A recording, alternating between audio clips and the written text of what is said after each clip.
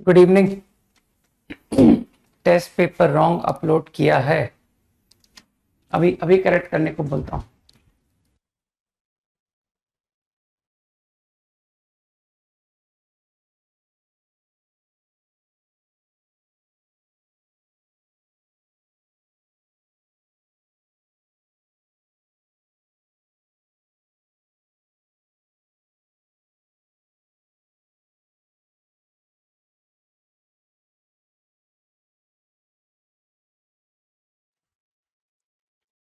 हो जाएगा ठीक, ठीक है, चिंता मत करो, हटा देंगे उसको, रॉन्ग पेपर को हटा देंगे, ठीक है। Okay, exercise 3, question 1 to 5।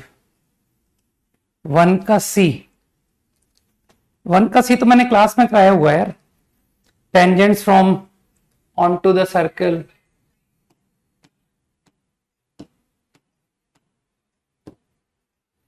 तो बहुत ही लल्डू, बहुत ज्यादा इजी क्वेश्चन है।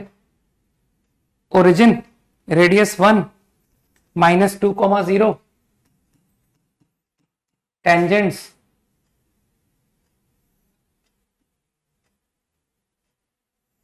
ठीक है, T1 T2 tangents on to the circle.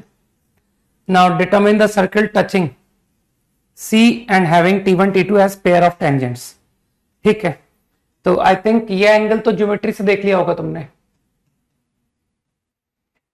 Now circle touching, actually इसके आंसर इसने कम दिए, बाकी आंसर और भी होंगे। जैसे तुम जो आंसर निकाल रहे हो वो आंसर यहां निकाल रहे हो, ठीक है। लेकिन इस पर कुछ लोग फील कर सकते हैं कि सर 2 आंसर तो ये होंगे, और भी आंसर्स जो है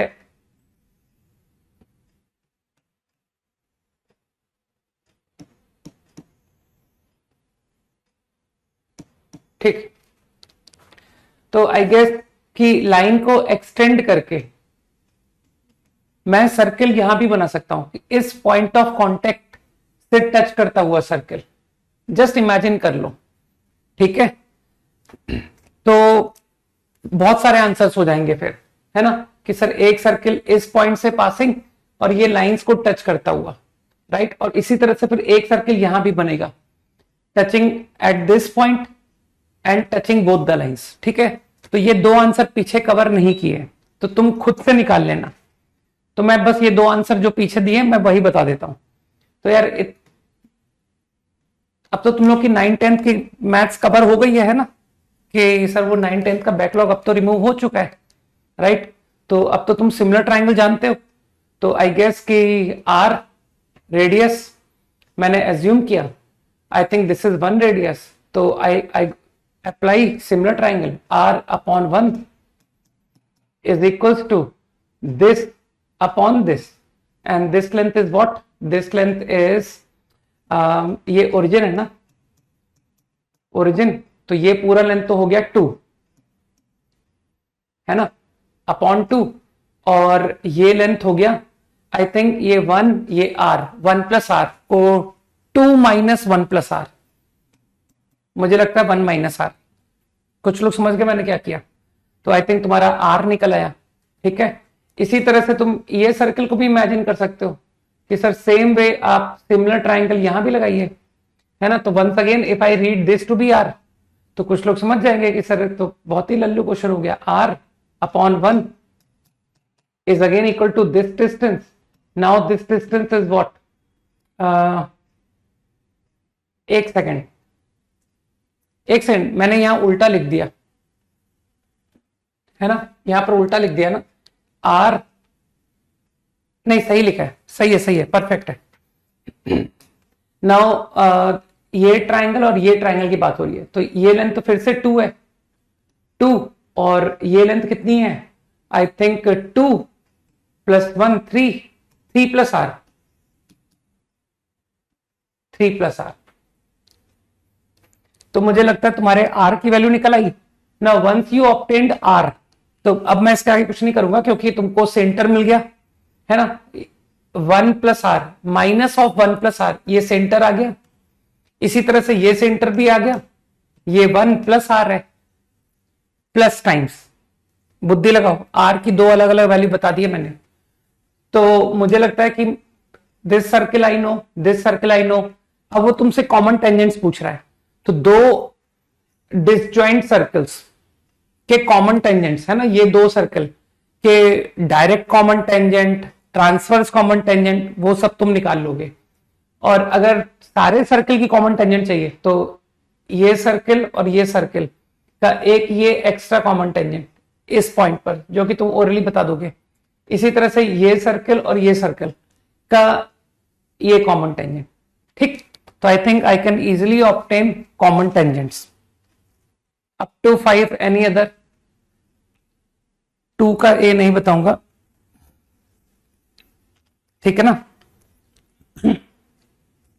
स्कूल की प्रॉपर्टी यूज करो, स्कूल में पढ़ा होगा, उससे हो जाएगा। थर्ड का कौन सा बोला है? सी। थर्ड का बी तो मेरे ख्याल से तुम सोच सकते थे कि एक सर्कल है और एक लाइन है, तो क्या तुम इमेजिन नहीं कर पाओगे कि नियरेस्ट पॉइंट लाइन का सर्कल से कौन सा होगा? तो मेरे ख्याल से कॉमन सेंस से बता सकते थे कि सर फुट ऑफ परपेंडिकुलर, ये होगा नियरेस्ट पॉइंट, ठीक है ना, पॉइंट ऑन स्ट्रेट लाइन। इतनी बुद्धि होनी चाहिए थी तुम्हारे को।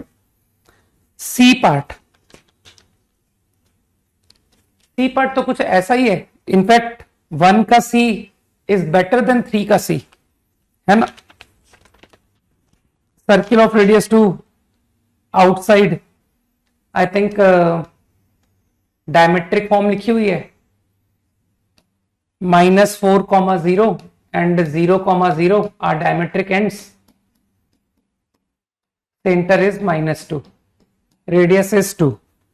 तो circle that touch it externally of radius 2 role कर रहा है, तो हर कोई जानता है ना, सेंटर को joining line R1, contact point, centre को ज्वाइन करो, तो ठीक है, वो पॉइंट तो निकल आया, वो लोकस तो आ गया कि फ्रॉम इस पॉइंट से 4 डिस्टेंस पर locus is a circle.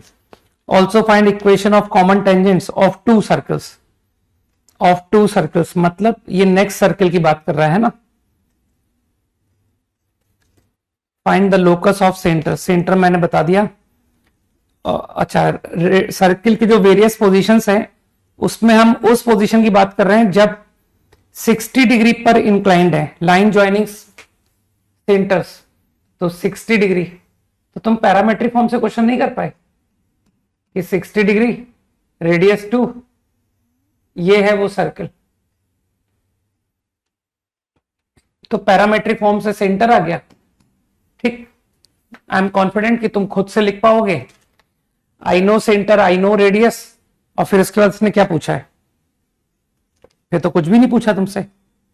Also find the equation of common tangents of 2 circles. अरे ये इक्वल सर्किल है, तो इसकी तो डायरेक्ट कॉमन टेंजेंट लोग ओरली बता देंगे कि सर डायरेक्ट कॉमन टेंजेंट जो है वो आपकी लाइन ज्वाइनिंग सेंटर की पैरेलल है, तो इसका भी जो स्लोप है वो सेम ही है ना। स्लोप कुछ लोग समझ गए, और मुझे लगता है कि स्लोप तुमको मालूम हो गया।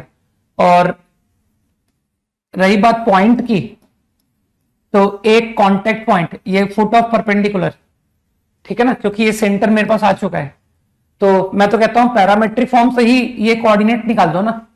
Using parametric form obtain this point, using parametric form obtain this point. तो मेरे ख्याल से तुमको स्लोप मालूम है, तुमको पॉइंट ऑन लाइन मालूम है, तो तुमको लाइन की इक्वेशन मालूम है ना। कुछ ज्यादा इजी क्वेश्चन था।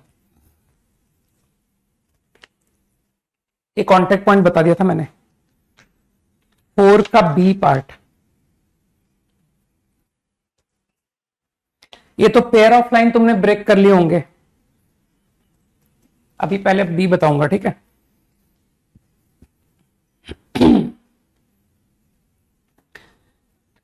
बताओ ये लाइंस क्या आ रही है? 2x minus y and x minus y, गलत तो नहीं बोल दिया? हाँ सही है। तो एक y equal to 2x line और एक y equal to x line.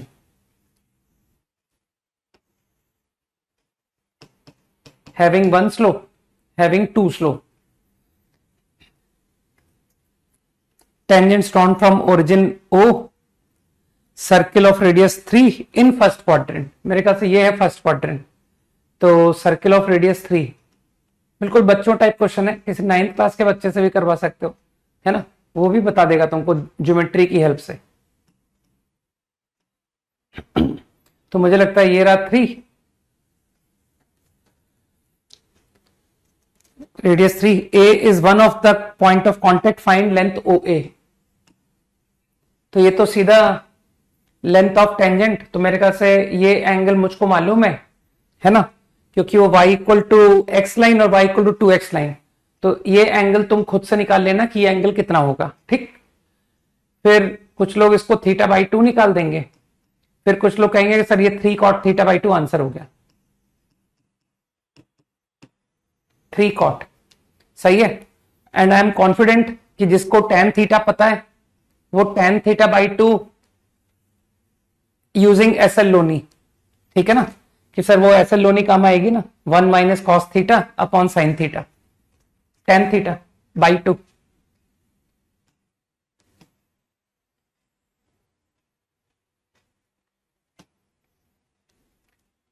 Up to 5 done. 4 का ए तो बिल्कुल परफेक्ट क्वेश्चन है, ज्योमेट्री से लोगों से हो गया था, है ना. Circle P Q and R S tangent, diameter P R. ये डायमीटर है, टेंजेंट ड्रॉन मतलब 90, tangent drawn this also 90, P R. P Q tangent, R S tangent. But P S को ज्वाइन किया,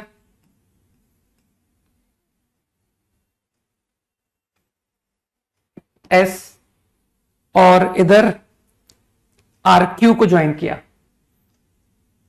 एक्स पॉइंट पर, तो वो Q point को भी शिफ्ट कर दूंगा मैं, है ना, कि क्यू पॉइंट ये है. बस अब कुछ लोग मेरी आदतों को जानते हैं, दे विल से कि जैसे ही आप ये डायग्राम बनाओगे आप इमीडिएट 90 एंगल दिखा के प्रॉब्लम को खत्म कर दोगे कि ये रहा 90 एंगल और तुमको आरएस में इंटरेस्ट है, तुमको पीक्यू में इंटरेस्ट है अकॉर्डिंग टू आंसर, है ना. तो कुछ लोग समझ जाएंगे कि सर आप सिमिलर ट्राइंगल ढूंढ के लगा दोगे और क्या. Triangle whose element is RS, तो चलो इस ट्राइंगल पे चले जाते हैं, और triangle whose element is PQ, तो इस ट्राइंगल पे चले जाते हैं. ये दोनों ही सिमिलर है ना, तो लगा दो similar triangle. PQ divide by ये राइट ट्राइंगल लिया ना, तो PQ का अपोजिट ये एंगल है, और अगले ट्राइंगल में ये एंगल किसका अपोजिट है, इस ट्राइंगल में. तो इस ट्राइंगल में मेरे हिसाब से ये एंगल अपोजिट है इसका, ये है, ये दोनों बराबर है ना. तो बस यहां तुमने PQ लिया था तो यहां पर तुमको PR लेना पड़ेगा, सही है. और इसी तरह से again going back to this triangle, now I take PR. तो PR का अपोजिट कौन सा एंगल है, ये एंगल है.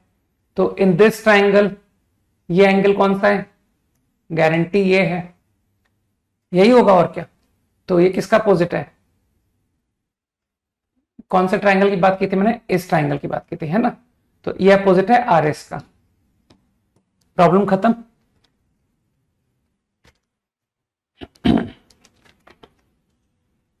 फाइव का ए नहीं बताऊंगा, और बोलो. Okay, up to 5 clear. Up to 10 any doubt. Up to 6 to 10 no. Very good.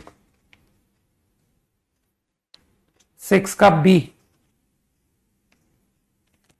6 का बी तो सही है, perpendicular from centre equal to radius. सही लिखा हुआ क्वेश्चन, कोई मिस्टेक नहीं है इसमें, ठीक है ना. एक पॉइंट, एक सर्किल को तो वो ऑलरेडी टेंजेंट है, that is x² y² b². Orally लोग देख लेंगे कि सही तो है सर, कॉमन टेंजेंट x. अगर मैं ओरिजिन से परपेंडिकुलर डालता हूं इस पर तो बी आ तो रहा है परपेंडिकुलर डिस्टेंस, लेकिन अब इसे अगले सर्किल को भी तो टेंजेंट बनाओ, तो मेरे ख्याल से a कॉमा 0 से भी तो परपेंडिकुलर डालना चाहिए and equate it to b again. कुछ लोग समझ पा रहे हैं? तो a कॉमा 0 मतलब ma minus b under root, है ना, फॉर्मूला लगाना सीखो, upon under root 1 plus m square is equal to b. Definitely will get the answer. 8 and 10 का a, 8th problem. Do yourself, ठीक है ना, यू कैन डू। 10, हाँ 10 का a, ठीक है।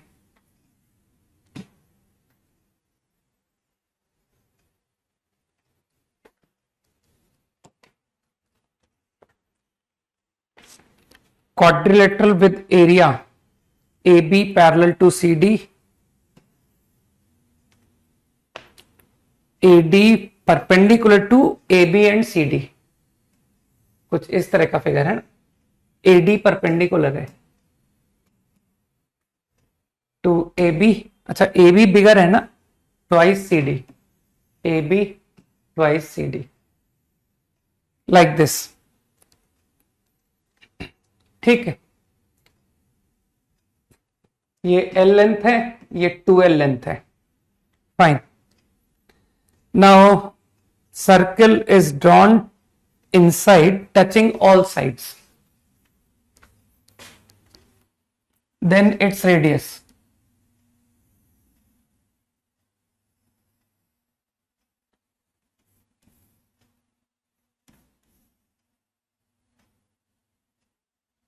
लाइक दिस, ठीक है।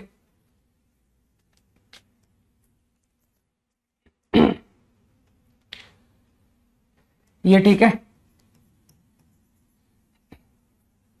अब अगर ज्योमेट्री से करना है ना, तो कहीं एक कोई वेरिएबल को इंट्रोड्यूस करते हैं।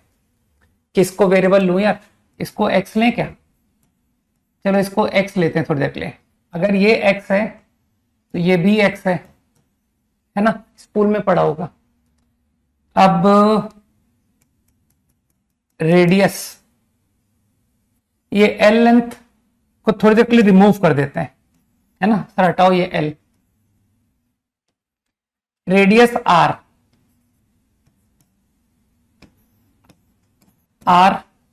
R ये लेंथ तो 2R हो गया।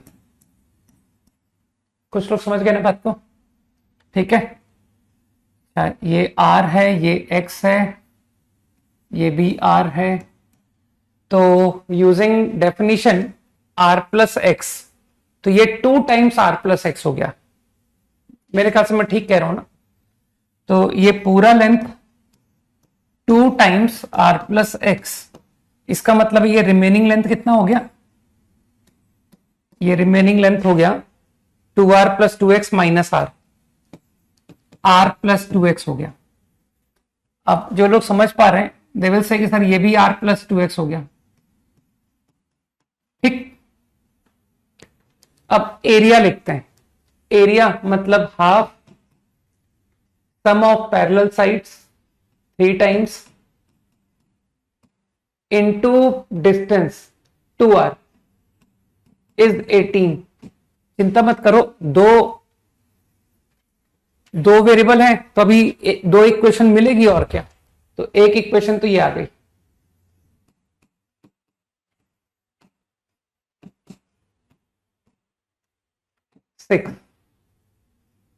मुझे लग रहा है मैं सही कर रहा हूं, है ना। अब कुछ भी मेहनत करके एक रिलेशन और लाओ, तो तुमको लग नहीं रहा कि सर ये एक पाइथागोरस लगाएं क्या? देखो ये कंस्ट्रक्शन मामूली सा, ठीक है। तो तुमको लगता नहीं कि ये 2R, चलो पाइथागोरस लगाते हैं। 2R square plus what is this length, कहना है तो बहुत इजी लेंथ है। ये R प्लस एक्स ही तो होगी, क्योंकि ये R प्लस एक्स है और ये total 2 times R plus x है, तो ये R प्लस एक्स ही तो हुआ। R प्लस एक्स स्क्वायर बराबर ये टोटल कितना लेंथ है? R प्लस 3x, है ना, R प्लस 3x। कोई जल्दी से मुझे कंफर्म करो कि मैंने इक्वेशन सही लिख दिया या नहीं। ये दो रिलेशन मैंने सही लिख दिए या नहीं? जल्दी से हाँ बोल दो, है ना? लिखने तो सही चाहिए मुझे, गलत तो नहीं करना चाहिए। ठीक, अब तुम अपने कैलकुलेशन स्किल्स शो कर दो, तुम सबको किस तुम्हारे कैलकुलेशन स्किल्स अच्छे हैं, है ना? तो ये calculation you can carry on, है ना? कि सर r प्लस एक्स को 6/r डाल दो, यहां पर 3 times r plus x minus 2r लिख दीजिए और r प्लस एक्स को 6/r लिख लीजिए, तो सिंगल वेरिएबल r। तो भयानक सी इक्वेशन बनेगी लेकिन सॉल्वेबल, है ना? कि सर क्यूबिक आ गई थी, तो तुमको तो पता है हिट एंड ट्रायल है ना, हायर डिग्री की इक्वेशन तो हिट एंड ट्रायल्स होती है ना, तो निकाल लेना। ठीक, बाकी जो लोग कोऑर्डिनेट ज्योमेट्री से करने में इंटरेस्टेड थे उनको बताता हूं कि मैंने इसको कोऑर्डिनेट ज्योमेट्री से भी किया था। बाकी ज्योमेट्री का solution is a good solution.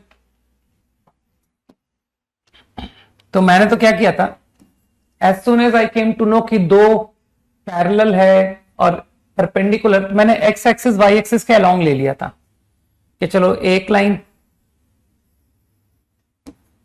ठीक, तुमने रेडियस आर बोला था ना सर्कल का,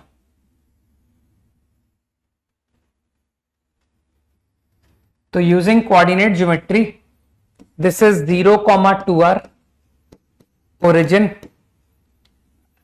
ठीक है, यहां तक सब परफेक्ट। अब ये सेंटर है r, radius is r। Now ये लाइन की इक्वेशन, तो इसको थोड़ी देर के लिए हम लोग एरिया लिखते हैं half into sum of parallel sides. तो इसको थोड़ी देर के लिए मैं x लिख रहा हूं, लेकिन चिंता मत करो, मैं x को तुरंत वैनिश करा दूंगा। x 2x 3x into 2r is 18, है ना? तो मेरे ख्याल से 6/r इज x। तो तुरंत इस x को रिमूव कर दो कि सर ये 6/r, 2r और ये 12/r, 0। कुछ लोग समझ पा रहे हैं? अब कुछ लोग ये भी समझ जाएंगे कि सर ये जो लाइन है इसकी इक्वेशन आ गई। अब मैं काम करता हूं ना, अब मैं छोड़ देता हूं, ठीक, बस आइडिया दे देता हूं। ये लाइन की इक्वेशन लिख ली मैंने जो कि r में आएगी, ओनली सिंगल वेरिएबल r, ठीक है? लिख पाओगे ना? मैंने तुमको 2 पॉइंट दे दिए ना, तो तुम लाइन की इक्वेशन लिख पाओगे। अब फिर एक काम करना, क्योंकि मैं टेंजेंसी ये 2 लाइन की तो यूज कर चुका हूं, अब तुम क्या काम करना कि r, r से परपेंडिकुलर इक्वल टू रेडियस। तो write the equation of line, x y में लाइन की इक्वेशन कंटेनिंग r कुछ आएगी, परपेंडिकुलर फ्रॉम r, r। ये हॉरिजॉन्टल लाइन नहीं है, चिंता मत करना, है ना? डायग्राम देख के फील मत करना कि ये हॉरिजॉन्टल लग रहा है, ये हॉरिजॉन्टल बिल्कुल नहीं है, ठीक है? तो perpendicular from r, r equal to r, your problem done. तुम सोचना r प्लस एक्स कैसे आया था, है ना? उसके लिए तुमको क्वेश्चन रीड करना बहुत जरूरी है, ठीक? 11 to 15 9th क्वेश्चन तो यार तुम फॉर्मूला बना के कर सकते थे।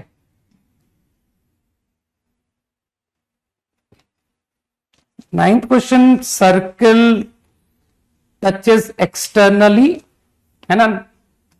0,1 रेडियस 1 लाइक दिस।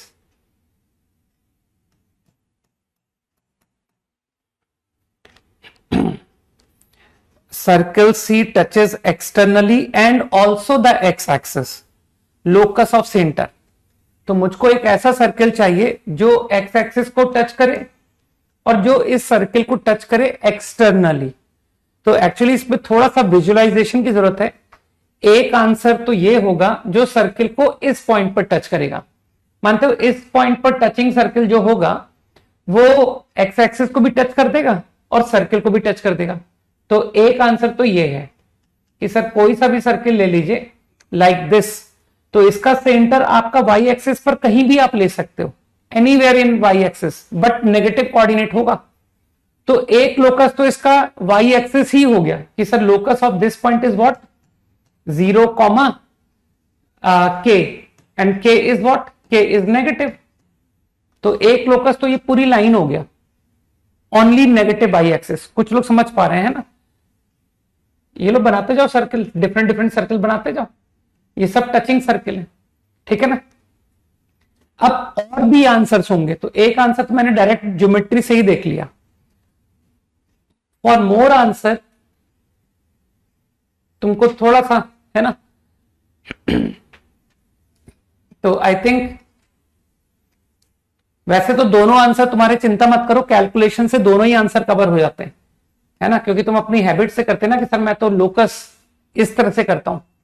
बस अब मेरी तो हैबिट है कि ये जो डिस्टेंस है,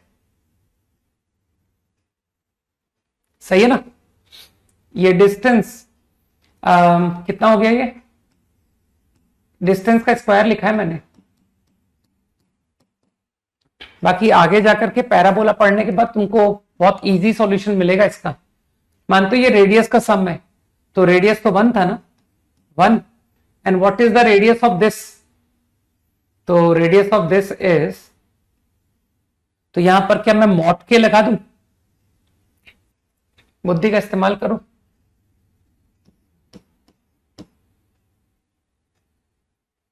ये रेडियस के मतलब मॉड के, है ना?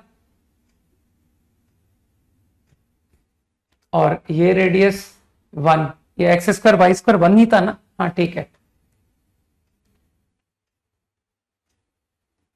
का होल स्क्वायर। कुछ गलत तो नहीं कर दिया? ठीक है, बस तो मेरे ख्याल से ब्रैकेट खोल दो, तुम्हारा आंसर आ जाएगा। वैसे ये मॉड के की बजाय के ही लिख सकते हो, है ना? डायग्राम से क्लियर है कि सर ये के ही तो बराबर है, तो के प्लस 1 स्क्वायर, के माइनस 1 स्क्वायर। तुम्हारी तो मैथ्स बहुत अच्छी है, 4k एच स्क्वायर। सर ये तो आंसर आ गया, सोचो।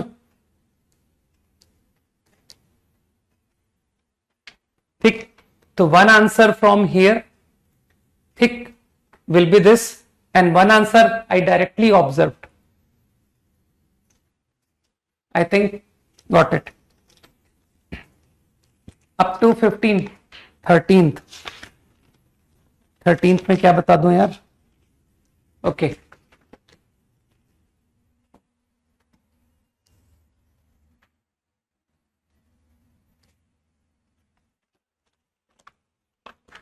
centers of two circles C1 C2 each of unit radius, distance 6 units। इसका मतलब है कि डिसजॉइंट सर्कल्स है, 1 रेडियस एंड सेंटर का डिस्टेंस इज 6। ठीक, सेंटर्स को कुछ C1 C2 कॉल कर रहा हूं, 6 distance. P is the midpoint of line joining centers. C is a circle touching C1 and C2 externally। ठीक है, दोनों को एक्सटर्नल टच कर रहा है, तो दोनों का एक्सटर्नल टचिंग सर्कल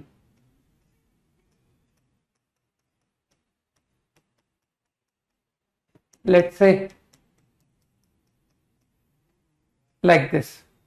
ठीक है, इमेजिन कर लो दिस इज सी सर्कल, है ना?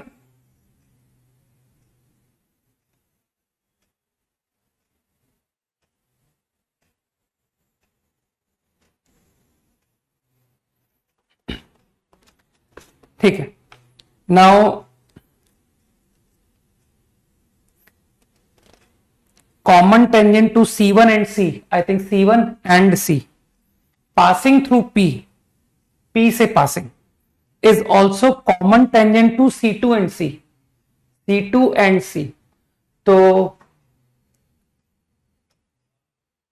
common tangent to C1 and C through P is also common tangent to C2 and C। मेरे ख्याल से ये डायग्राम हुआ ना, लाइक दिस। सही कहा मैंने? इस कांटेक्ट पॉइंट से ही पास करना पड़ेगा, है ना, 2 सर्किल टचिंग है, ठीक है। तो मेरे ख्याल से अब तो तुम बहुत आसानी से निपटा दोगे। रेडियस ऑफ सर्कल सी। अब तो कुछ लोग कहेंगे कि सर ये जो लाइन है ये इन दोनों की ट्रांसवर्स है, तो ट्रांसवर्स के लिए आपने वो एक कंस्ट्रक्शन का मेथड बताया था कि obtain length of common tangent, है ना। तो कुछ लोगों को आज भी याद होगा कि आप वो एक कंस्ट्रक्शन से बताया था आपने कि थ्रू सेंटर पैरेलल टू, है ना, कि यहां से एक पैरेलल लाइन बना के फिर इसे एक्सटेंड करो, ठीक है। तो ये लेंथ और ये लेंथ बराबर ही है, तो ये लेंथ आ गई पाइथागोरस से। ये टोटल कितना हो गया, ठीक है, ये टोटल हो गया 2, 1 + 1, ये टोटल 2 हो गया। कुछ लोग समझ पा रहे हैं? तो using Pythagoras 6 square - 2 square under root, right. ये तुम्हारी ये लेंथ निकाल दी मैंने, 6 and 2 पाइथागोरस। और फिर कुछ लोग कहेंगे कि सर एक वो आपने 2 एक्सटर्नल टच की कॉमन टेंजेंट, मानते हो ये 2 सर्किल, ध्यान से देखो, ये सर्किल और ये सर्किल, है ना। तो वो एक फॉर्मूला याद है, 2√R1R2, सही है ना, कि इसका इन दोनों का कॉमन टेंजेंट एक्सटर्नल टच, तो 2√R1R2। तो इसका रेडियस कुछ R माना था ना तुमने, R, और इसका रेडियस 1। मेरे ख्याल से प्रॉब्लम खत्म, सही है। अप टू 15 डन, 15 तक ही दिया था ना मैंने।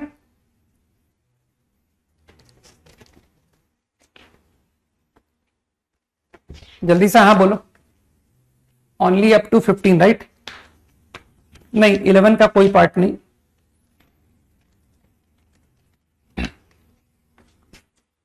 अच्छा 16 तक दिया था, okay. Up to 16 done, 16th is very easy, नहीं? चलो ठीक है।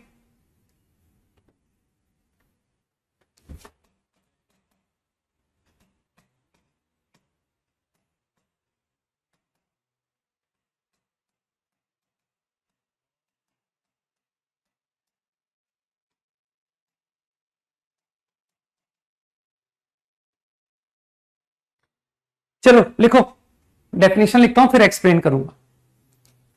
आज का प्रॉमिस किया था ना कि sir we will start permutation combination from today, right. लिखो डेफिनेशन लिखो, let an event A, I am calling it A, है ना, let an event A can occur in m different ways,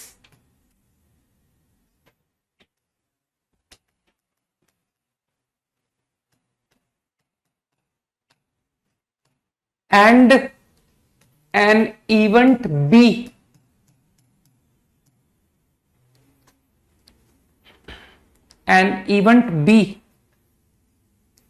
can occur in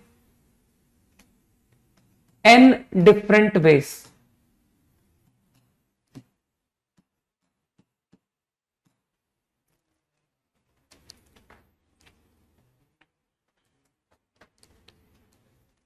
Let an event A can occur in m different ways and an event B can occur in n different ways.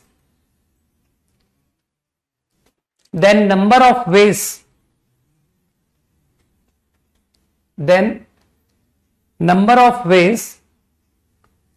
of occurrence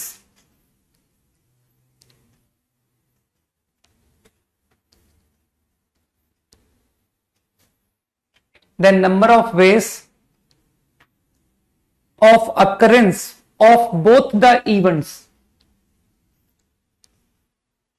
number of ways of occurrence of both the events in a definite order, number of ways of occurrence of both the events in a definite order is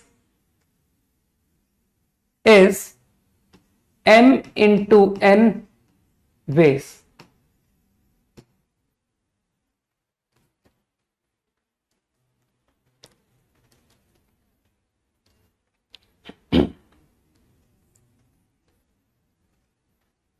Number of ways of occurrence of both the events in a definite order is mn ways.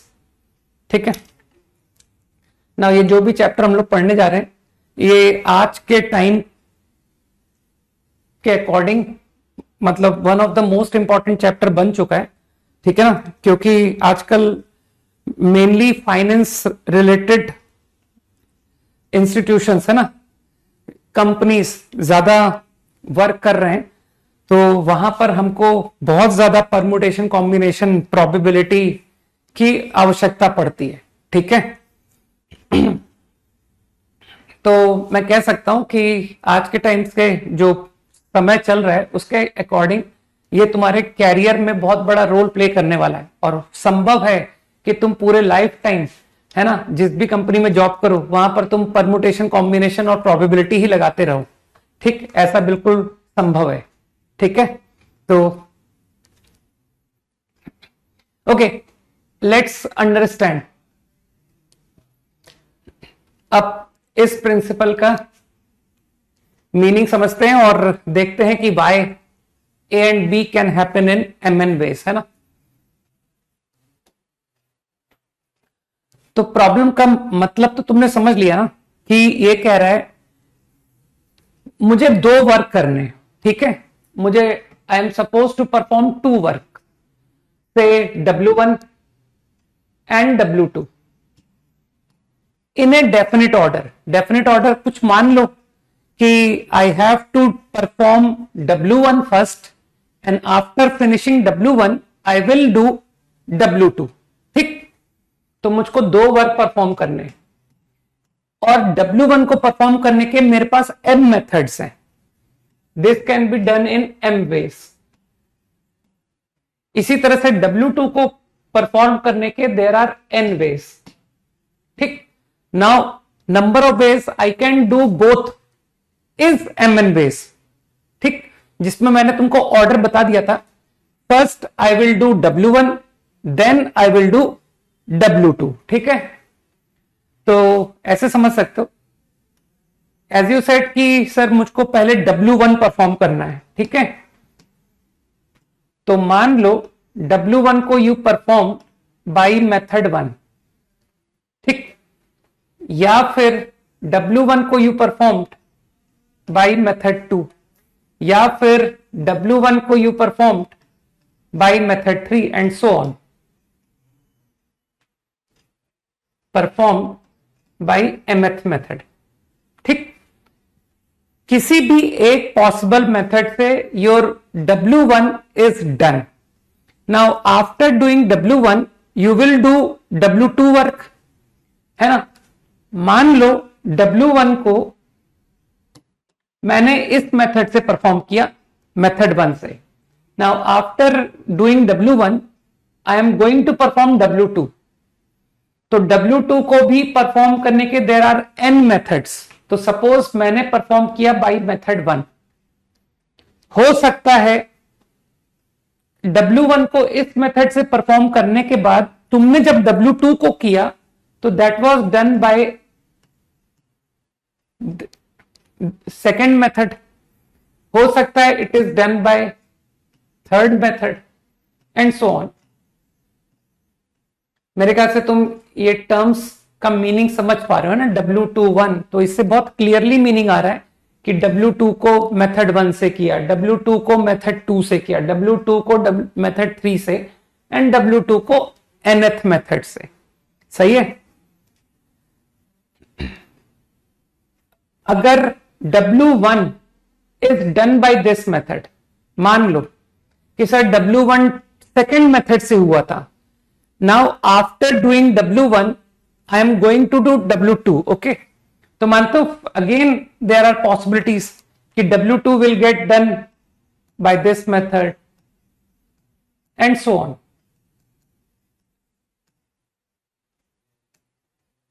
Fine. बस अब तुम्हारा मेरे ख्याल से अब तुमको बात समझ में आने लगी होगी कि हो क्या रहा है। Now if W1 is done by this method, now I am going to do W2। Again you will say कि सर W2 परफॉर्म कर सकते हो आप बाय दिस मेथड और एंड सो ऑन। ठीक है,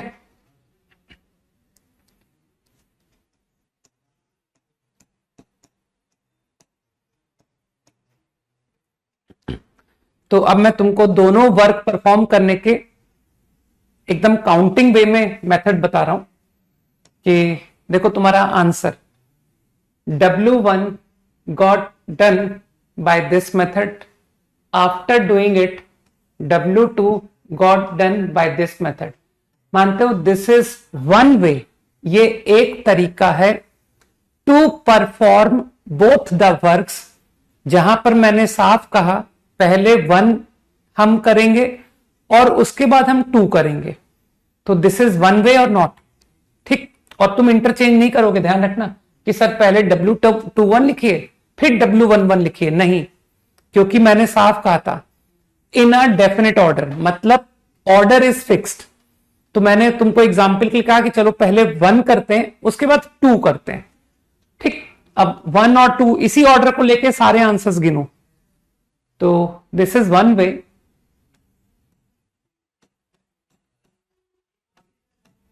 दिस ऑल्सो इज वन वे, है ना। तो मेरे ख्याल से इसी की काउंटिंग मैंने यहां पर दिखाई हुई है ना। तो जो लोग थोड़ा सा बुद्धि रखते हैं वो कहेंगे सर ये आपने जो डायग्राम बनाया है, ब्रांचेस बन रही है ना, इसको tree diagram you can call, सही है। तो इसमें आपने यही तो दिखा रखा है, देखिए W11 W21 W11 W22 W11 W23। तो कई लोग मेरे ख्याल से बात को समझ चुके हैं, ठीक है ना, कि नंबर ऑफ वेज उस डायग्राम में हमको दिखाई दे रहे हैं।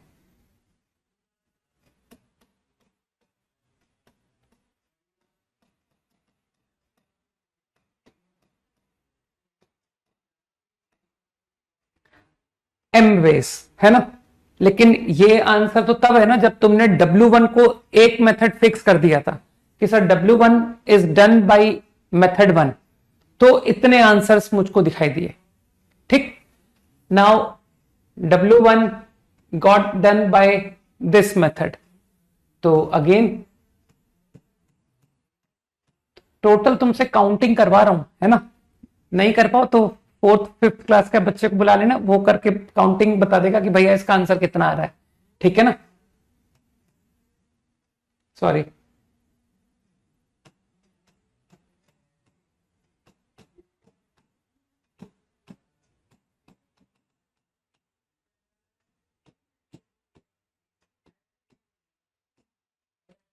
सही है ना। अरे ये N था, सॉरी M लिख दिया ना, N, इट वॉज N। सही है, कुछ लोग बहुत अटेंटिव होते हैं क्लास में, जो मेरी छोटी छोटी मिस्टेक्स को भी आइडेंटिफाई कर लेते हैं। This is very good thing, है ना।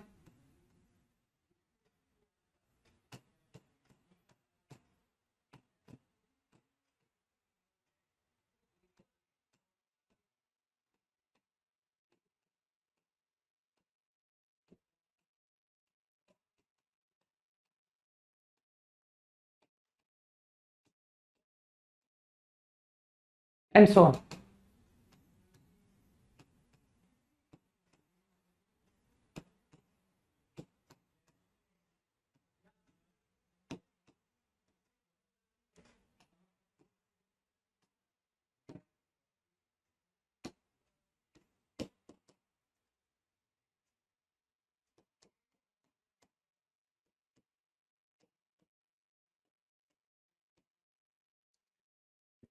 तो मुझे लगता है कि मैं तुमको all possible ways to perform work W1 first then W2, है ना।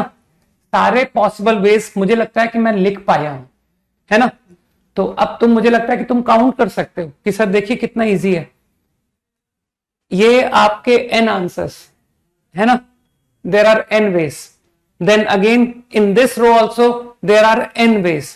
तो तुम काउंटिंग कर रहे हो बेसिकली, तो I can see n plus n plus n plus n, how many times? तो यू कैन सी कि सर ये तो m टाइम्स हुआ ना,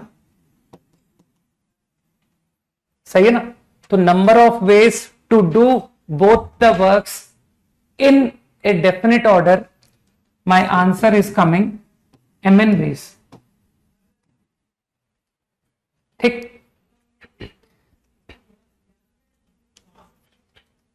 अभी धीरे धीरे तुमको बिल्कुल फंडामेंटल बेस बताता चला जाऊंगा, ठीक है। तुम लोग बस बीच में क्या है बोला करो मन में, ठीक है। W1 परफॉर्म्ड बाय मेथड 1 के corresponding I got n ways, ठीक। W1 या तो 1 मेथड से हुआ, और W1 got done by this method 2 second method, then again I got second work got done in n ways, ठीक है ना। तो और W1 got done by third method, second work is done in n ways after first work, और है ना। तो अभी धीरे धीरे करके तुमको धीरे धीरे बातें समझ में आने लग जाएंगी कि सर जब भी हम और बोल रहे हैं तो वी आर एडिंग, है ना, कि इस मेथड से करने के बाद अगला करने के n वेज, नेक्स्ट मेथड से करने के बाद और, है ना। और भाई फर्स्ट वर्क जो है वो या तो 1 मेथड से होगा, और 2 से होगा, और 3 से होगा। तो धीरे से समझ में आने लग जाएगा कि जब भी हम और कॉल करते हैं तो वी ऐड, ठीक। तो ये बातें स्लोली समझ में आएंगी, ठीक। तो मुझे लगता है कि तुमको आंसर मिल गया ना प्रॉब्लम का, कि answer to perform both is coming to be mn ways, fine, quickly।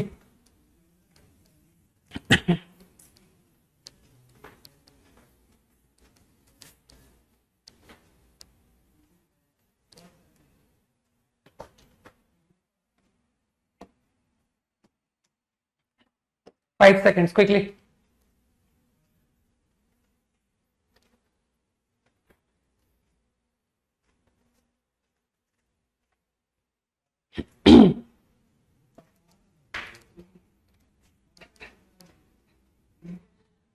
अच्छा, अब मुझे बताओ, ये जो तुम्हारा प्रॉब्लम का आंसर था, it was a definite order, ठीक। When I asked you to find number of ways to do 2 work in a definite order, तुम्हारा आंसर ये आया, सही है। अब मैं प्रॉब्लम थोड़ा सा चेंज कर रहा हूं, ठीक। अगर मैं तुमसे पूछूं find answer to same problem in any order, सही है Rudra and Prakhar, any order.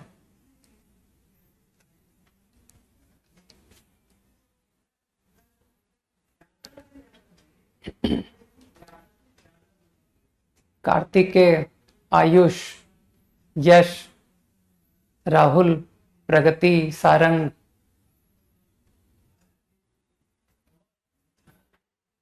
अरे मैं नाम मिस कर गया, तो बहुत सारे नाम आ गए। अभिनव, है ना, not able to read now. Yashraj, Aditya, आदर्श,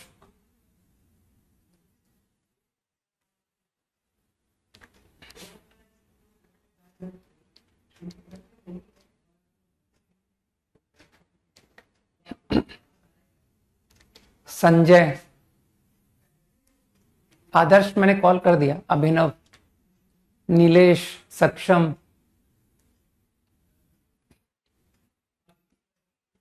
ठीक है, इनफ। तो मेरे ख्याल से लोगों ने समझ लिया कि सर इसका आंसर 2mn होगा, बिकॉज वो लोगों ने प्रॉब्लम को इस तरह से बोल दिया ना कि आप 2 केस बना के कर दीजिए, राइट। भाई you have to do W1 and W2, तो there are two possibilities. Either you first perform W1 then W2. आप इस ऑर्डर में वर्क को करते हो, या तो पहले आप W1 करोगे देन W2 करोगे, तो इसका आंसर Mn आएगा, या फिर you will first perform W2 and then perform W1. और मुझे लगता है कि तुम बिल्कुल काउंटिंग मुझे फिर समझा सकते हो कि सर इसका भी आंसर Mn ही आएगा. सोचना आराम से इस बात में, ठीक है ना. This will also get same answer Mn, इसका भी आंसर Mn. मुझे लगता है और कोई तरीका तो बचा नहीं, ठीक है ना. तो आंसर बिकम 2Mn. इजी. चलो आइडिया को थोड़ा एक्सटेंड करते हैं, ठीक. Now I am asking you same problem to perform 3 events. 3 events in definite order. Number of ways of occurrence of all the 3 events in a definite order. ठीक है, events को कुछ भी बोल दो, A, B and C event. Okay, where A can be done in M1 ways, B can be done in M2 ways, and C can be done in M3 ways. तो now answer to problem. सही है नक्षत्र, पृथ्वी, ठीक. अब इस बात को भी चलो प्रूव करते हैं. हाँ बिल्कुल सही कह रहे हो. मेरे ख्याल से सभी समझदार लोग हैं, है ना, यहाँ पर पढ़ने वाले, यहाँ क्लास अटेंड करने वाले मैक्सिमम समझदार लोग ही हैं. नहीं रक्षित, सभी लोग आंसर दे गए मुझे बगैर बताए हुए. राइट, परफेक्ट है. अब मैं नाम नहीं रीड करूंगा क्योंकि बहुत ज्यादा नाम आ रहे हैं, सो है ना. चलो क्विकली लेट्स कॉन्सेंट्रेट, है ना, थोड़ा थिंकिंग डेवलप करते हैं ना, थोड़ा अच्छे तरीके से सीखते हैं बातों को. मैं एक काम करूं, मैं एक ऑर्डर डिसाइड कर लूं, क्योंकि तुम समझ ही रहो कि सर कोई सा भी ऑर्डर ले लो, पहले आप ए को परफॉर्म करो, फिर बी को करो, फिर सी को करो, या आप पहले बी को करो, फिर ए को करो, फिर सी को करो, आंसर सेम ही आता है. ठीक, तो चलो मैं पहले ए बी सी मैं इस ऑर्डर में कर रहा हूं. ठीक, तो तुम समझदार हो, तुम बोलोगे कि सर ए को परफॉर्म करने के आपके पास M1 मेथड्स हैं, तो हो सकता है A1 is done by first method, हो सकता है it is done by second method, it is done by third method and so on, it is done by M1 method. These are the possibilities. यही possibilities है. ठीक है,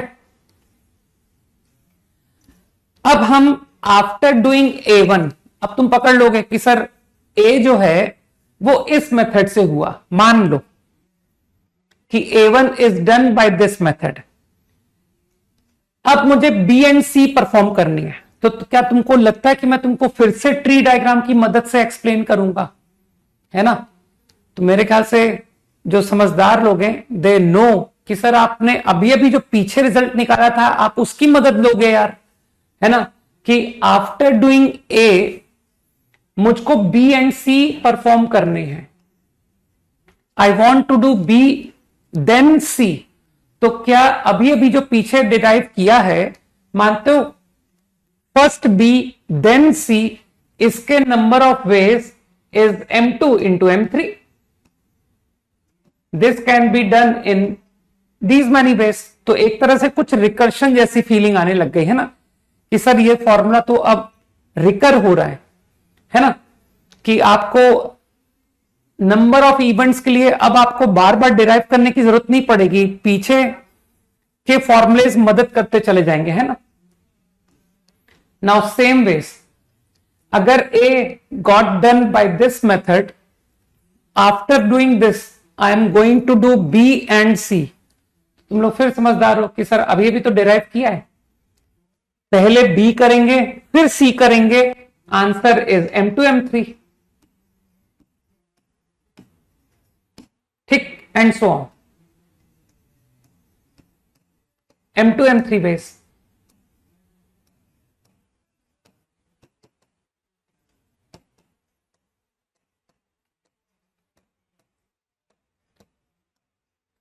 ठीक, तो एकदम फंडामेंटल काउंटिंग से, है ना, गिन रहा हूं मैं, तो A is done bye A1 method, after A, B and C are performed in M2 M3 ways, तो आंसर इज M2 M3। लेकिन ये आंसर तब है जब A got done bye A1 method, और जो इवेंट A है वो या तो इस मेथड से हुआ और इस मेथड से हुआ, सेकंड मेथड से। अगर A सेकंड मेथड से हुआ तो उसे फॉलो करता हुआ B and C performed in M2 M3 ways, तो अगेन M2 M3 वेज, है ना। A performed by first method और A performed by second method और A performed by third method को फॉलो करता हुआ B एंड C। ओके, तो मुझे लगता है कई लोग समझ गए बात को, और यहां से फील भी डेवलप हो रही है धीरे धीरे कि सर जब भी और आए तो ऐड, है ना। और अभी एंड की फीलिंग भी आ रही है कि सर जब भी एंड आए तो मल्टीप्लाई। देखो B and C, B and C, है ना, तो number of ways get multiplied. ठीक है ना, तो हम लोग बाकी लोगों की तरह नहीं रहने वाले हैं कि जिनको पीएनसी में यही नहीं समझ में आता है ऐड कब करते हैं, मल्टीप्लाई कब करते हैं, है ना। तो I think you now understand कि सर ये M1 टाइम्स लिखा हुआ है, बिल्कुल सही है ना, दिस इज M1 टाइम्स, क्योंकि A को परफॉर्म करने के M1 बेस पे, A perform by first method, second method, third method up to M1 method, तो number of ways is coming to B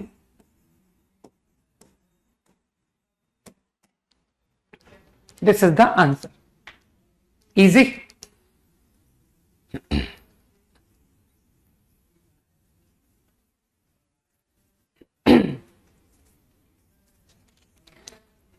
तो सभी लोग फंडामेंटल प्रिंसिपल ऑफ काउंटिंग को समझ रहे हैं कि when ever I am interested in number of occurrence of number of events in a definite order, ठीक है ना, तो आंसर इज डायरेक्टली प्रोडक्ट। ठीक, अब इसी क्वेश्चन का अगर कोई मुझसे कहता है एनी ऑर्डर का आंसर क्या होगा, कि सर एनी ऑर्डर का आंसर क्या होने वाला है ना, तो जो समझदार लोग हैं वो पहले तो ऑर्डर गिनेंगे। ठीक, कि सर पहले ऑर्डर डिसाइड करते हैं, जैसे एबीसी ऑर्डर था तो आंसर M1 M2 M3। इसी तरह से सोचो ऑर्डर, यार ये तो मैं कह तो रहा हूं तुम नहीं गिन पा रहे हो, तो किसी फोर्थ क्लास के बच्चे को बुलाओ, वो गिन के बताएगा कि भैया इसके ऑर्डर मैं बना के देता हूं आपको। ठीक है, भैया है कि इतनी छोटी सी बात को भी नंबर ऑफ ऑर्डर भी गलत गिन रहे हैं कि एबीसी एक ऑर्डर है, ए सी बी एक ऑर्डर है, ए को पहली प्लेस में रख के सारे केस गिन लिए, अब चलो पहली प्लेस पर बी को रखते हैं, सी ए सी, है ना। भैया बन गए हो, बड़े भैया, सीनियर सेकेंडरी क्लास के भैया हो अब तुम। समझते हो 11th 12th को क्या कहते हैं, सीनियर सेकेंडरी, उस क्लास के आगे वर्ड लगता है सीनियर। ठीक है, तो behave like a senior. Okay, now see at first,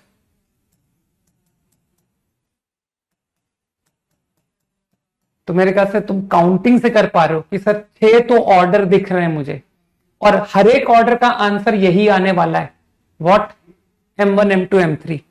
ठीक है, तो आइदर, अगेन देखो फिर से बात को सीखो, ऑर्डर इज एबीसी और ऑर्डर इज एसीबी और ऑर्डर इज बीसीए। कुछ समझ पा रहे हो बात को, ठीक है ना। तो तो और हर ऑर्डर का answer M1 M2 M3 M1 M2 M3 and so on. सही है ना? तो देखो बात समझ में आ गई ना कि सर और है ना, और तो देखो आंसर कैसे ऐड हो गया, this plus this plus this plus this 6 बार। तो your answer is 6 M1 M2 M3। तो मेरे ख्याल से ऑटोमेटिकली फीलिंग आने लग गई है ना। हम लोग कोई टाइप नहीं बनाएंगे कि in which type of problems we need to add, in which type of problems we need to multiply.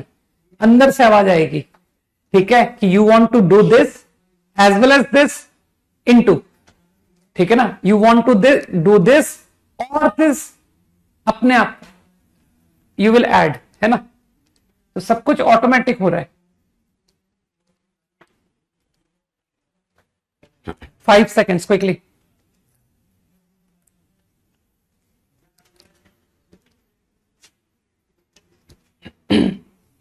ठीक है,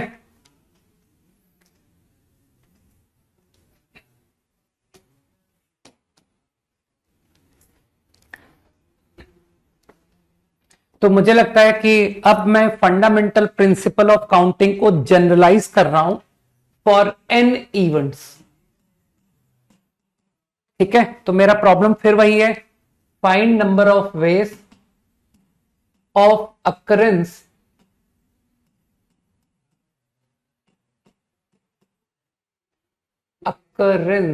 स्पेलिंग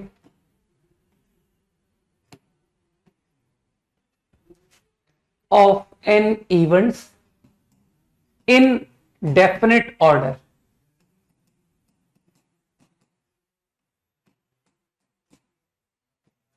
तो I am only giving answer for definite order।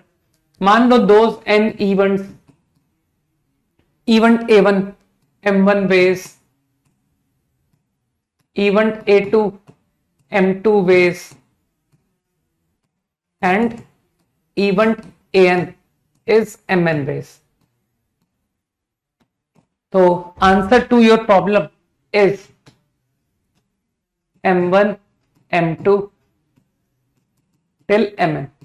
और तुम्हारे पास रिकर्शन का थॉट है कि सर आपने 3 का डिराइव किया था, हम 4 का कर लेंगे और फिर ऐसे हम पैटर्न समझ जाएंगे कि यार ये तो पैटर्न है, ठीक है ना, कि तो सीधा सिंपली प्रोडक्ट हो जाता है, इजी।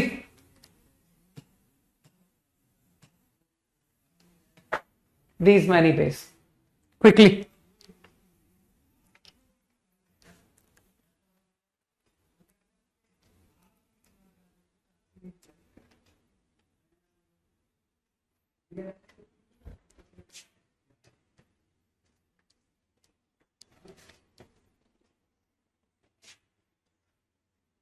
एनी ऑर्डर अभी नहीं लिखवा रहा, उसके लिए अननेसेसरी है ना, n फैक्टोरियल इनटू, है ना।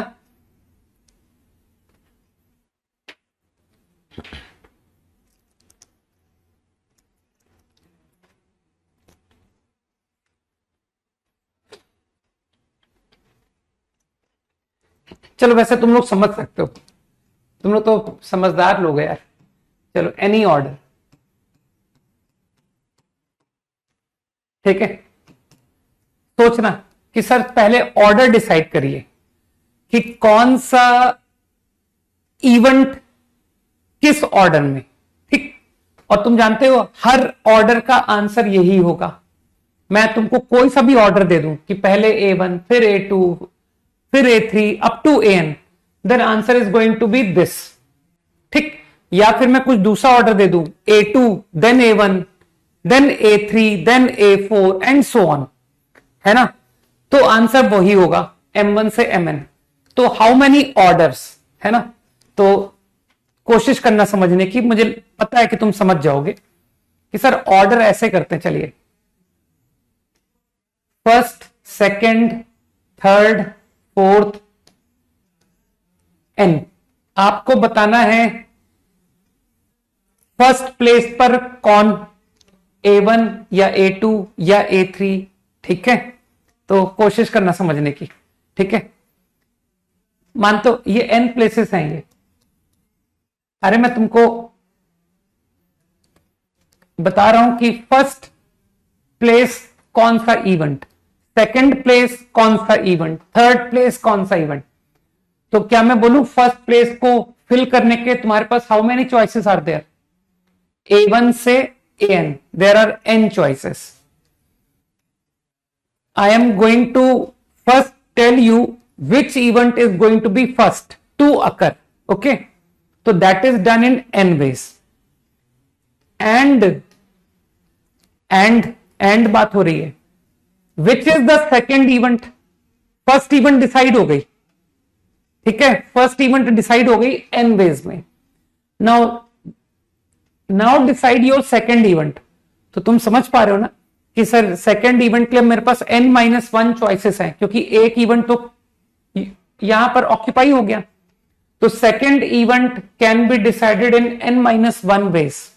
तो देखो ऑटोमेटिकली निकल रहा है ना, and I decided first event and second event and third event and so on, fourth event. तो जब आखिरी इवेंट तक आओगे तो मेरे ख्याल से तुम सिर्फ एक ही चॉइस बचेगी कि सर आखिरी में एक ही तो इवेंट बचा है ना। तो मेरे ख्याल से जो तुम ऑर्डर लिख रहे थे ना, ऑर्डर, नंबर ऑफ ऑर्डर्स, तो नंबर ऑफ ऑर्डर्स जो हैं दे आर n फैक्टोरियल। सही है, तभी तुम वो जो थ्री का केस तुमने अभी भी किया ना कि सर वो 3 इवेंट्स का आपने 6 लिखा था। अच्छा n-2 स्किप हो गया, ओहो।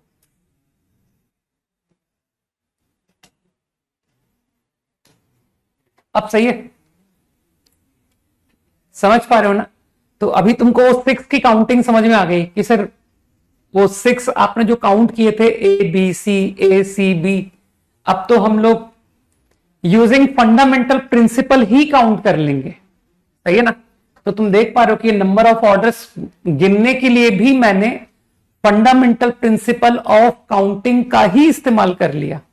ठीक है, तो बेसिकली हम सीख रहे थे फंडामेंटल प्रिंसिपल, और फंडामेंटल प्रिंसिपल में ही हमने, खैर हम तो सीख चुके हैं ना कि sir fundamental principle of counting तो हम सीख चुके हैं। तो दिस इज ए एप्लीकेशन, नहीं कि नंबर ऑफ ऑर्डर्स पर हमने आपको अप्लाई करके दिखा दिया कि देखिए कितने नंबर ऑफ ऑर्डर्स होंगे, दीज मैनी। तो मेरे ख्याल से एनी ऑर्डर का आंसर n फैक्टोरियल इंटू, कुछ लोग समझ पाए बात को मेरी, these many ways to perform all the events A1, A2 to AN in any order. This is your answer. Quickly.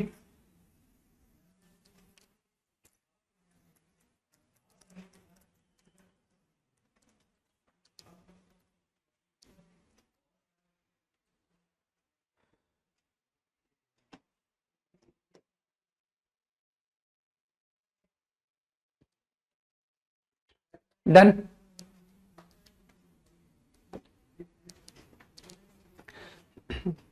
चलो थोड़ा प्रॉब्लम लिखने के बजाय मैं तुमको यहां पर एक्सप्लेन कर देता हूं। This is a hall, okay. अरे मूवी हॉल है ये, ठीक है। इस मूवी हॉल में देर are 5 doors, D1, D2, D3, D4 and D5, जिससे तुम एंटर भी कर सकते हो और एग्जिट भी कर सकते हो। There are 5 doors to enter and exit, okay. Find number of ways a person can enter, then and exit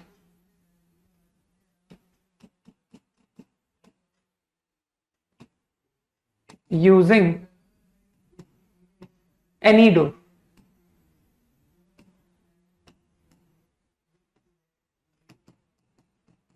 different doors.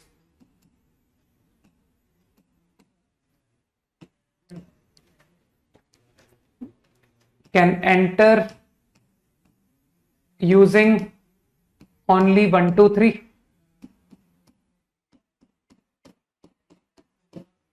And can exit through only 4 and 5. Number of veg सही है. तीसरे का भी answer लिख दो, third का.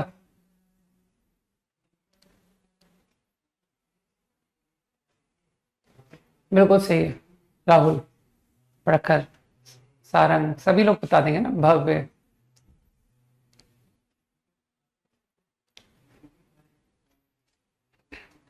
नक्षत्र. बस ठीक है, अब मैं रीड नहीं कर पा रहा हूँ ना, लिस्ट बढ़ गई काफी.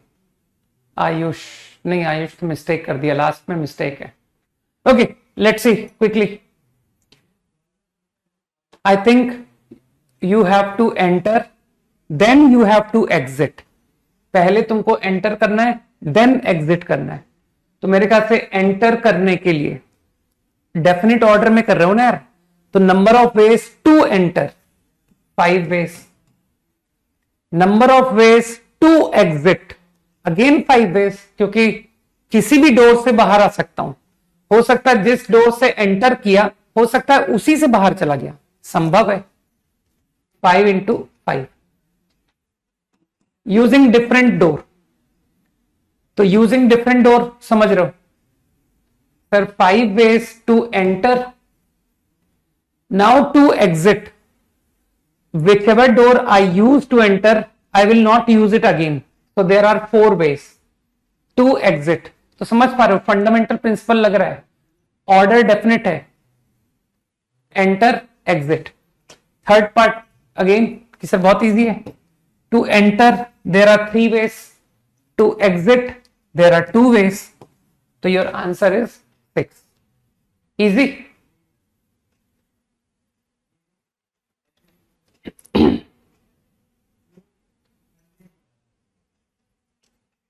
quickly.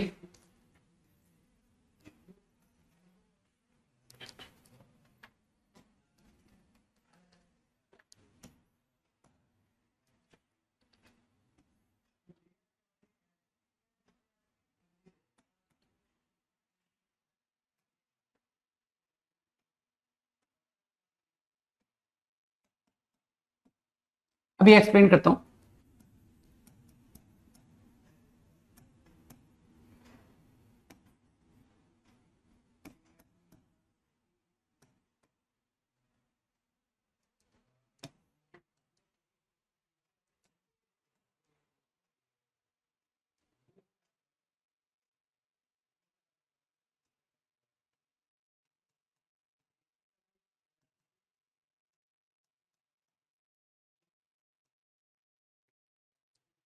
Find number of ways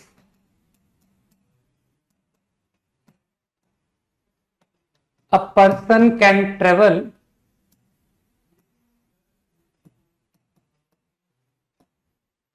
from A to C via B using any mode of transportation.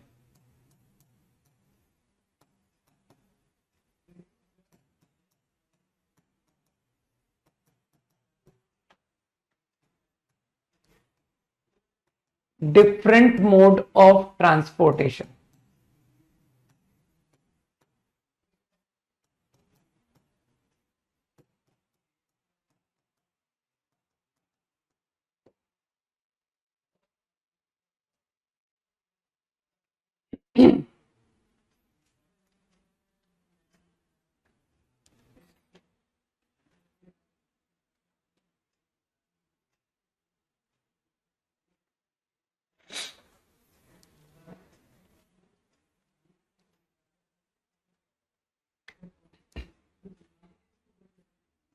इसी क्वेश्चन का एक थर्ड पार्ट भी करना.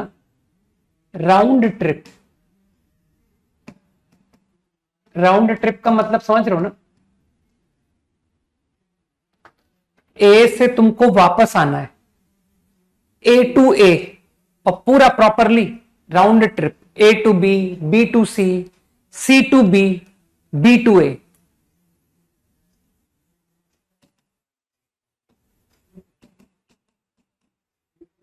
Different mode while travelling. अब यार इसको थोड़ा एक्सप्लेन करने में थोड़ी सी तकलीफ होगी मुझे। While travelling in same direction, तुम सेम डायरेक्शन का मतलब समझ लेना कि सर ऑनवर्ड जर्नी और एक रिटर्न जर्नी है ना, तो सेम डायरेक्शन का मतलब तुम समझ गए ना, वाइल ट्रैवलिंग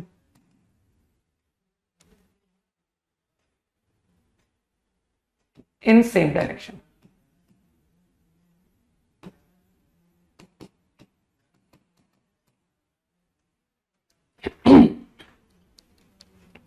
मेरे ख्याल से फर्स्ट पार्ट तो कुछ ज्यादा इजी था ना,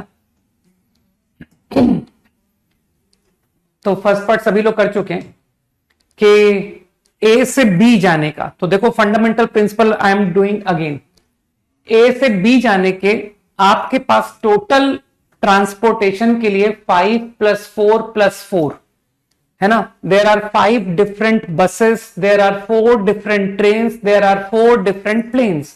कितना हो गया? 13 वेज।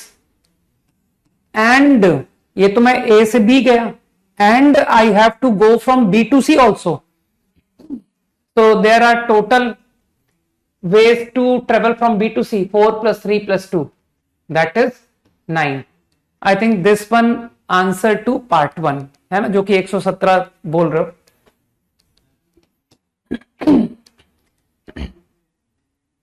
सेकेंड पार्ट भी तुम लोग कर चुके हो, इस सेकेंड पार्ट को थोड़ा सा इंटेलिजेंटली करना पड़ेगा।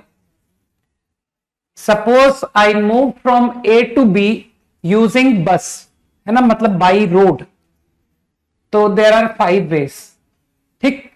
लेकिन अब जो लोग मीनिंग समझ चुके हैं दे विल से कि अब आपको बी से सी जाने के लिए आपको रोड से नहीं जाना होगा, अब आप या तो ट्रेन यूज कर सकते हो या प्लेन।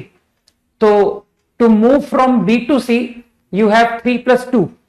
तो देखो देखो ऑटोमेटिक निकल रहा है कि सर आपने प्लस क्यों किया, अरे और यूजिंग ट्रेन और प्लेन है ना, तो देखो अपने आप अंदर से आवाज आती है कि सर और आपने बोला है और ये एंड है, going from A to B and going from B to C. Again सब कुछ अंदर से आवाज निकलती है और, ठीक है, दिस इज वन वे। और I go from A to B using train and I am going from B to C, and है ना, तो पहले ट्रेन यूज की थी ना, तो now I will be using either बस और, है ना, बस और ट्रेन, सॉरी प्लेन, 4+2, और I go from A to B using plane and to go from B to C I use either bus or train. This is your answer to second part. अब third part भी कर लो, वो value कितनी है तो देखना पड़ेगा यार। 25 प्लस 24 कितना हुआ? 49 प्लस 28 77 है ना, ओके। सेकेंड पार्ट का सही आंसर चाहिए।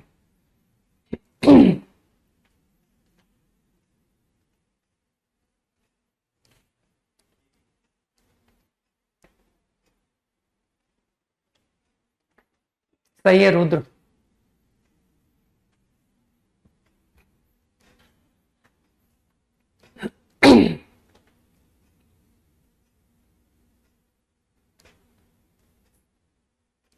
प्रखर,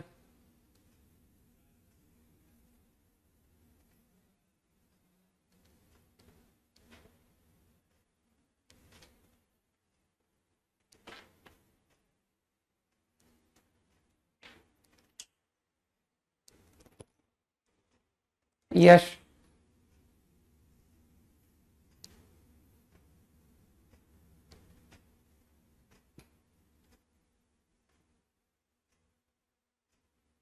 नक्षत्र,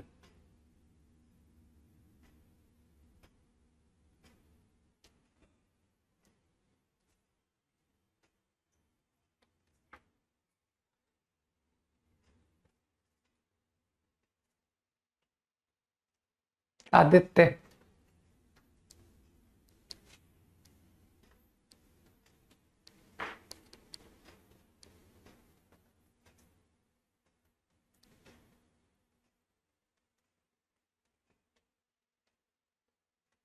कार्तिकेय,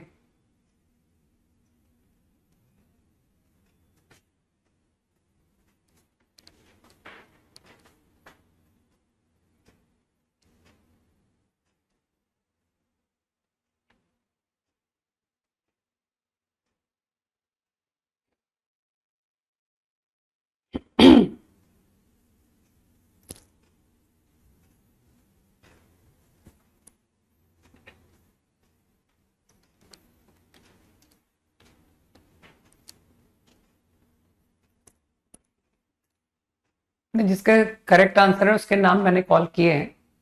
गोविंद, ये नंबर की वैल्यू तो मैं नहीं जानता, तुम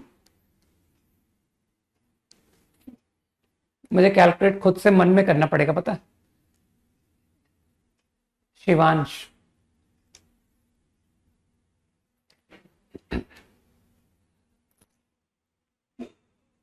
ठीक है, तुमने वो वैल्यू लिख दी ना एक्चुअली डायरेक्टली।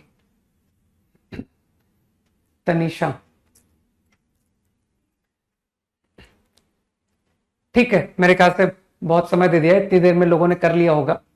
ठीक है, तो those who have done the answer, who have given the answer 77 square are correct, बाकी लोग गलत हैं। ठीक है, अरे थोड़ी तो बुद्धि लगाते यार, तुमको सेम डायरेक्शन में डिफरेंट मोड कहा था। अब जब तुम लौटोगे तो ऐसा थोड़ी है कि तुमने बस यूज करके तुम यहां गए थे तो तुम दोबारा बस यूज नहीं कर सकते, तुम अब फ्री हो। तो मुझे लगता है ए से सी जाने का जितना आंसर तुम लेकर के आए हो ना, उतना ही आंसर देखना सी से ए का भी आएगा।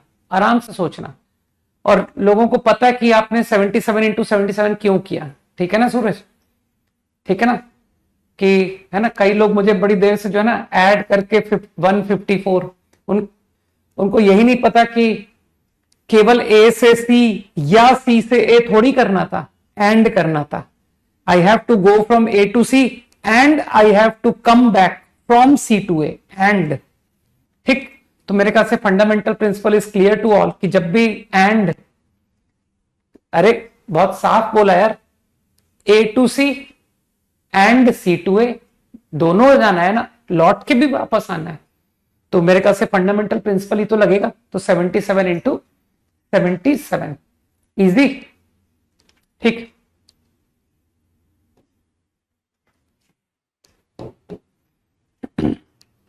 चलो,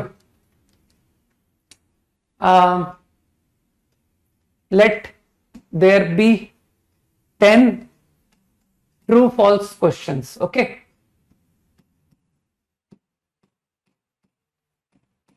you have to tell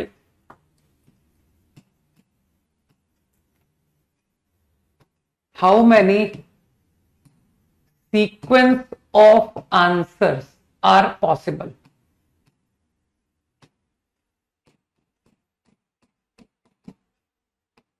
in 10 questions के आंसर्स के कितने सीक्वेंस हो सकते हैं?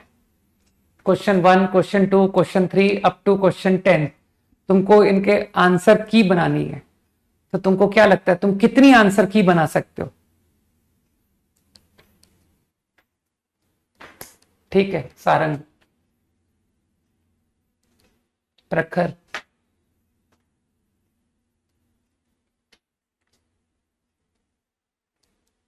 तनिषा, आदित्य,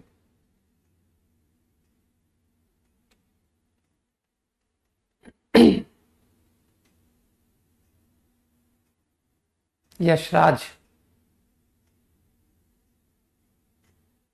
प्रिंस, प्रिंस है ना, नाम शायद गलत पढ़ लिया क्या? नक्षत्र, कुछ मिस हो गया। प्रीति, शिवम, एक सेकंड, शिवम कंफ्यूज हो गया यार, ऊपर स्क्रॉल हुआ।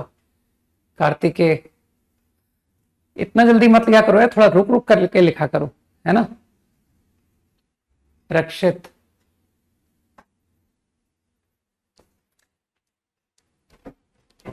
भव्य, पार्थ, भावेश, रक्षित आई थिंक आई कॉल्ड ना।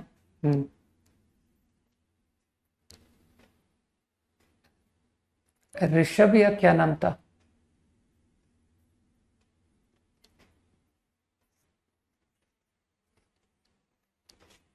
प्रिंस, ओके ठीक है, बहुत टाइम दे दिया भाई। Manan, Rahul, okay.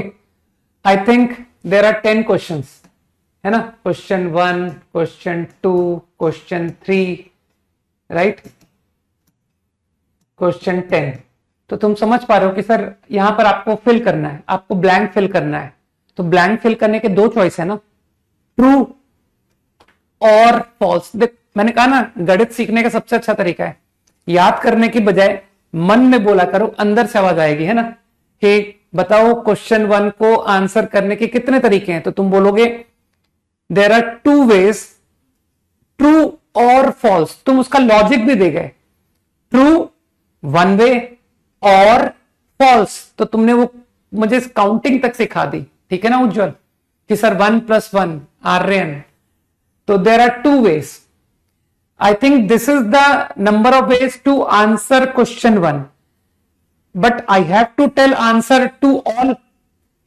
And how many ways to answer question 2? तो you will say 2 ways, but क्योंकि आपने मुझे and कहा ना, I have to answer question 1 and I have to answer question 2 and I have to answer question 3.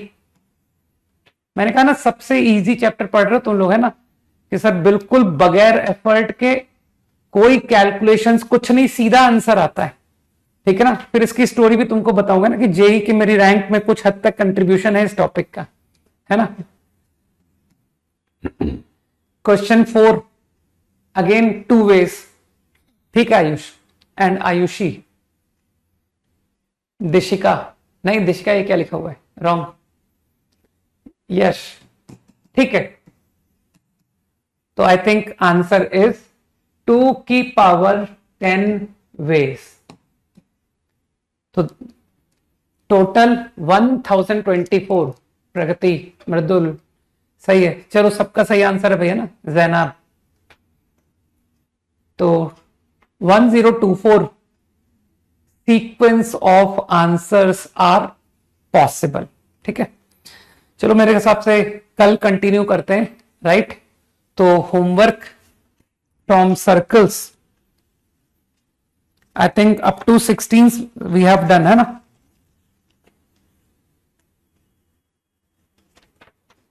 कल ही तो class है ना, तो बहुत ज्यादा लोड नहीं दूंगा। 17 to 30 अप टू 30 ओनली, ठीक है। चलो भाई, बाय, गुड नाइट, जय हिंद।